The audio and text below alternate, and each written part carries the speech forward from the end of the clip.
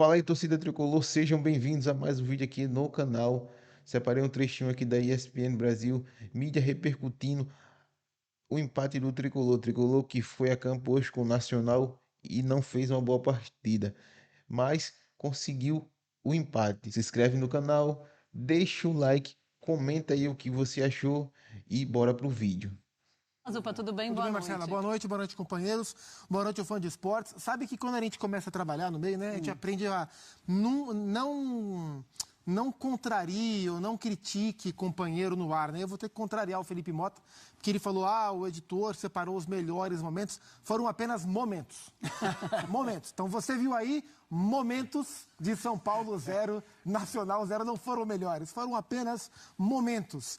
Mas é isso, né? Jogo ruim, atuação ruim para um bom resultado dentro do contexto. O São Paulo traz para o Morumbi um confronto que está aberto, mas por a gente entender que o São Paulo é um time que não tende a repetir atuações neste nível, que dentro de casa deve se impor mais contra uma equipe que é inferior tecnicamente, é possível que a atuação ruim de hoje fique em segundo plano dentro de uma classificação. Mas o São Paulo vai ter que fazer, não é que vem aqui e ganha. Não é assim. Vai ter que jogar o que não jogou hoje. O São Paulo tem oscilado em algumas partidas, né? O São Paulo não tem mantido um desempenho do seu nível mais alto de forma regular e ainda assim sobrevive bem nas 3 competições que está disputando.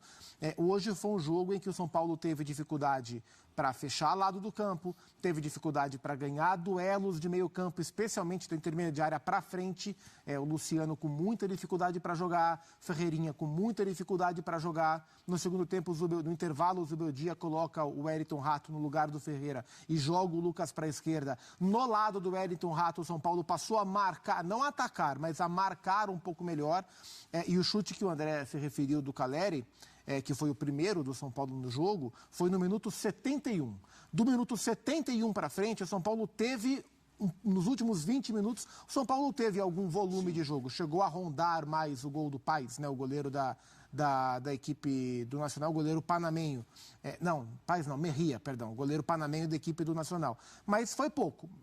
Do 71 para frente, o São Paulo pisou o campo ofensivo. Do 71 para trás, o São Paulo assistiu o Nacional, que jogou muito pelos lados, porque é assim que joga o time uruguaio. Não é um time de construção, é um time de posse, de tentar agredir o adversário, mas quase sempre através de cruzamentos. Com o Galeano pela direita, aí jogador do São Paulo, com o Sabala pela esquerda, e foi por ali que tentou o time uruguaio achar o Bentancur. Ele até foi acionado, mas também não levou muito perigo, e o 0-0 ficou bom para o São Paulo. Vamos fazer o seguinte, a gente já vai mostrar números dessa partida que vão na linha dos nossos analistas de como o São Paulo criou muito pouco, mas agora a gente ouve Luciano falando sobre o 0-0. Um jogo difícil, é uma grande equipe do Nacional, mas foi um resultado bom. Agora a gente vai decidir em casa com o apoio da nossa torcida. ¿Qué partido esperaban y luego qué partido se dio en cancha para ustedes? Eu acho que a gente esperava uma partida difícil, sim, sem dúvida, jogando na casa do adversário. Questão do campo, do frio, mas a gente exportou bem, a gente teve posse de bola. Agora é ir para casa, descansar e na próxima partida a gente resolve em casa. Muchas gracias. Tá aí, então, estatísticas do jogo, os números de Nacional e São Paulo, esse 0-0, o Nacional com 36% de bola, 64% do São Paulo, passes certos 217 do Nacional, 501 do São Paulo. Finalizações 14-2, finalizações certas 2-0. Grandes chances, 2 chances do Nacional, nenhuma do São Paulo e bolas longas, 46-68.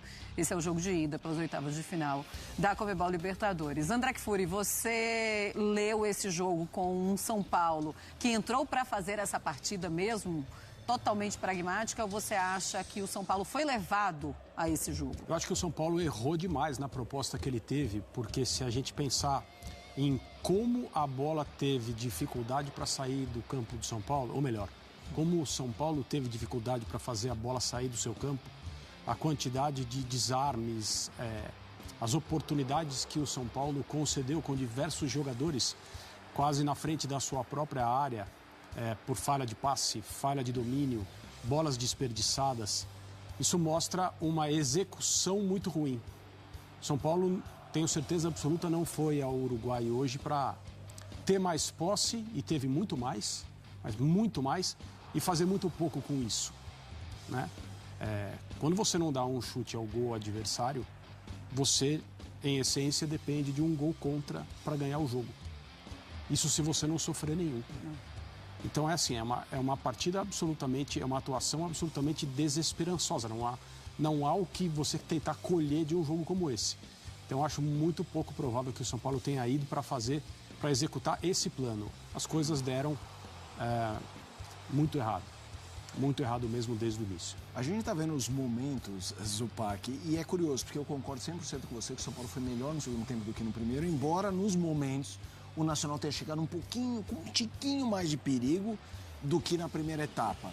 Mas o André sinalizou os erros de passe. Muitos. E a gente viu alguns jogadores, eu sei que definir às vezes como os jogadores estarem aéreos, parece que eles estão desconcentrados, e não, eles podem estar simplesmente numa noite infeliz, mas o Ferreirinha e o Luciano, especialmente no primeiro tempo, até porque o Ferreirinho sai, eles perdem muitas bolas nessas saídas e aí o Nacional chega roubando a bola e tendo um campo mais aberto.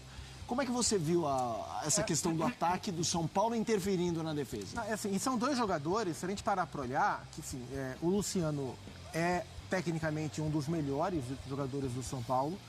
O Ferreirinha é um jogador tecnicamente também que ajuda o São Paulo, mas eles não são jogadores plenamente regulares no uso do seu potencial. O Luciano, quando joga bem, ele desequilibra jogos, ele resolve jogos, ele é um cara de técnica rara para o futebol brasileiro quando ele está bem. E o Ferreirinha, quando está bem, é o que os times procuram, aquele ponta que quebra a linha, que vem em diagonal. Me lembro contra o Bahia, né? Foi um jogo espetacular que ele fez no estádio do Morumbi, mas não. E o Ferreirinha mais do que o Luciano, nesse sentido de não conseguir manter o padrão no nível mais alto em termos de regularidade. Só que quando eles não estão bem ligados, tão entregues ao jogo da maneira que se espera em termos de intensidade, de concentração, eles destoam, né? E acabam virando presa fácil. E hoje, né, o futebol uruguaio é um futebol que, dentro do seu ambiente doméstico, ele se distanciou das grandes forças do continente há algum tempo. O que o futebol uruguaio tem, aquilo que o jogador uruguaio tem, é muita força para jogar, muita entrega. E especialmente nos jogos dentro de casa, e o Nacional não é um time tão tradicional, é um time gigante no futebol sul-americano, e que ele precisa desses jogos dentro de casa para conseguir sobreviver nas competições. Então o Nacional entrou com a faca nos dentes mesmo, né? Embora seja bem um jargão popular, mas o Nacional entrou a milhão, porque era o jogo dele. E alguns jogadores do São Paulo não estavam no mesmo giro, e aí acabam sendo atropelados pela própria partida. E acho que o Ferreirinha e o Luciano foram os que mais me chamaram a atenção, mas é óbvio que o 0-0 de hoje, a atuação ruim que o São Paulo teve, não passa individualmente por esses dois jogadores. Passa pelo time como um todo, mas no olhar individual são os dois que me chamaram mais atenção de um rendimento abaixo do que a gente está acostumado a ver. Ô André, e olhando para o time, para o que o São Paulo conseguiu apresentar, que foi muito pouco, a gente pode olhar para a defesa e ver algo de positivo? Talvez, porque também o São Paulo não sofreu tanto, né? Sim. Nesse ponto, o percentual de posse que o São Paulo teve até ajuda o time a se defender, mesmo que essa não seja a intenção, porque ao redor de 30% para uma equipe em casa num jogo de ida da Copa Libertadores é um número muito baixo. Se você quer fazer alguma coisa, a não ser que você tenha um time que é especialista. Não é o caso. Em atuar com tão pouco. No Campeonato Uruguaio, o Nacional tem, em média, 57% de posse. Exato. No ambiente dele, onde ele é mais forte que os outros. Isso. Então, hoje foi um jogo... O 0-0, nada poderia alterar o 0-0, mesmo porque, na última chance do Nacional, uma furada praticamente a 1 metro da pequena área. O que mostra ali, é claro que foi um erro de gesto técnico, mas compatível com o jogo. Teria sido uma coisa muito estranha ao jogo se um gol tivesse acontecido. São Paulo não deu nenhum chute e aquilo que o Nacional fez de movimentação ofensiva foi muito insuficiente. Mas se você olhar por esse ângulo, não levar um gol, o São Paulo se portou bem defensivamente, né? Mas metade do plano. Falta a outra metade. São 3 jogos seguidos sem sofrer gols, né? São Paulo não sofreu contra o Goiás, no jogo da semana passada, não sofreu contra o Goianiense, com time reserva aí de São Paulo, e não sofreu agora também. Defensivamente, o São Paulo vem estável contra adversários de nível mais baixo. O Goiás é um time de segunda divisão, o Goianiense é o pior time da primeira divisão, e o Nacional não é um grande time, mas ainda assim passa cerado. É isso aí, galera.